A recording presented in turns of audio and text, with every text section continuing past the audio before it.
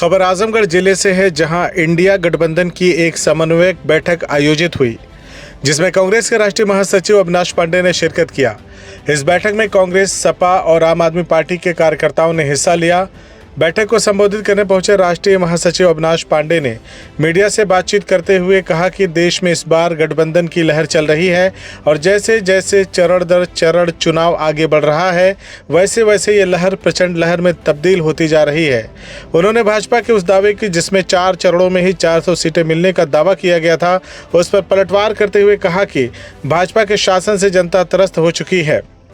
स्मृति ईरानी को सिलेंडर वाली रानी कहते हुए उन्होंने कहा कि 400 कुछ रुपए का सिलेंडर मिल रहा था तो ये देश भर सिलेंडर सर पर रखकर घूम रही थी, लेकिन आज जब 1100 से ज़्यादा के दाम हो चुके हैं तो इन्हें महंगाई नहीं दिख रही है, इनका अब कहीं भी पता नहीं चल रहा है।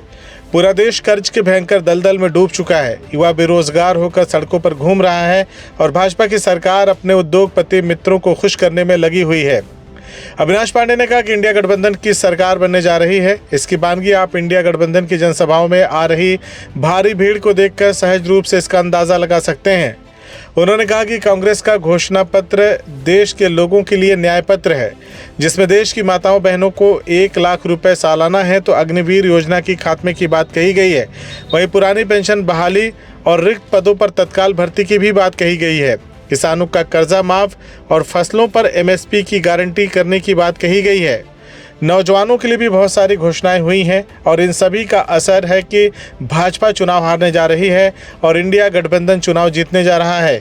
वहीं जब उनसे देश के प्रधानमंत्री के चुनावी बयानों पर पूछा गया तो उन्होंने आगे क्या कहा, ये आप भी सुनिए। 4 चरणों के चुनाव हो गए हैं और देश में आज 5वें चरण का चुनाव शुरू है।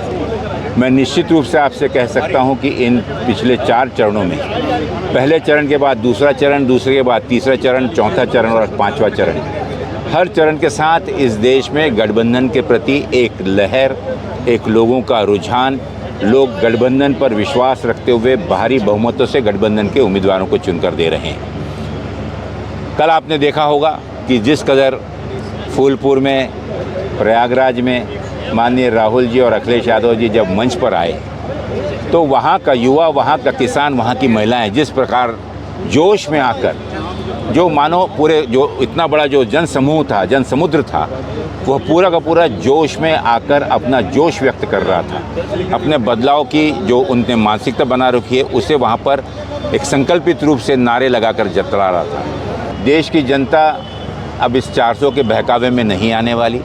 देश की जनता मुख्य मुद्दों पर बात करने वाली है।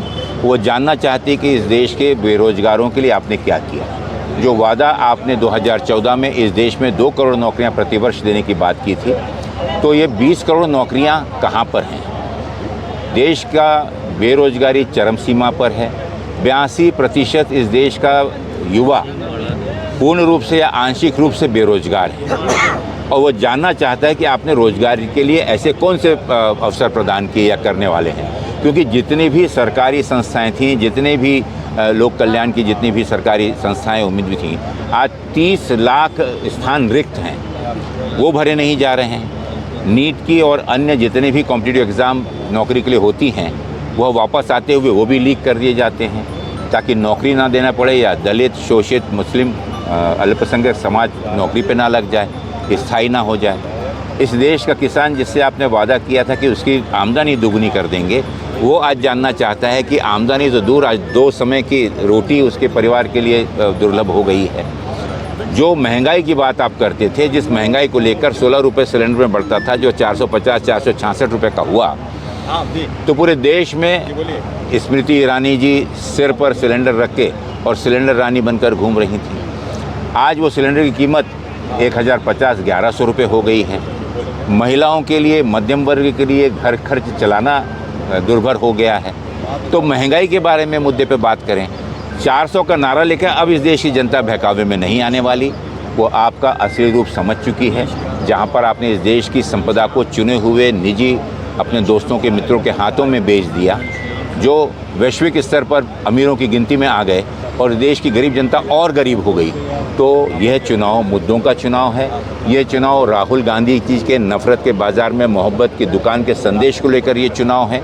ये देश की जनता इस देश में भाईचारा चाहती है, मजबूत भाईचारा चाहती है, शांति चाहती है, रोजगार चाहती है। और वो न्याय पत्र में आपने देखा होगा कि कांग्रेस पार्टी ने अपने 5 आधारित स्तंभों के आधार पर 25 न्याय योजनाएं इस देश को देने जा रहे हैं। देश की जनता अब उनको गंभीरता से लेना छोड़ दिया है।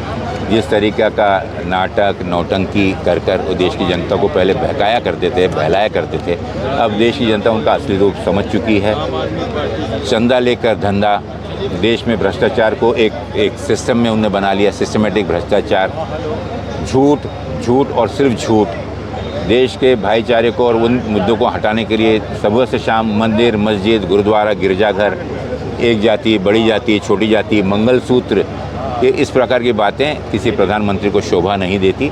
जो इस देश की शहादत की इतिहास को, इस देश की कुर्बानियों को मात्र सिर्फ वोट हासिल करने के लिए उसे मजाक उड़ाती है, ऐसे लोगों को देश की जनता कभी सम्मान नहीं। CIB इंडिया न्यूज की सभी खबरों को देखने के लिए लाल रंग की बटन को दबाकर चैनल को सब्सक्राइब जरूर करें, घंटी जरूर दबाएं ताकि हमारी सभी खबरों के नोटिफिकेशंस आप तक पहुंचते रहें।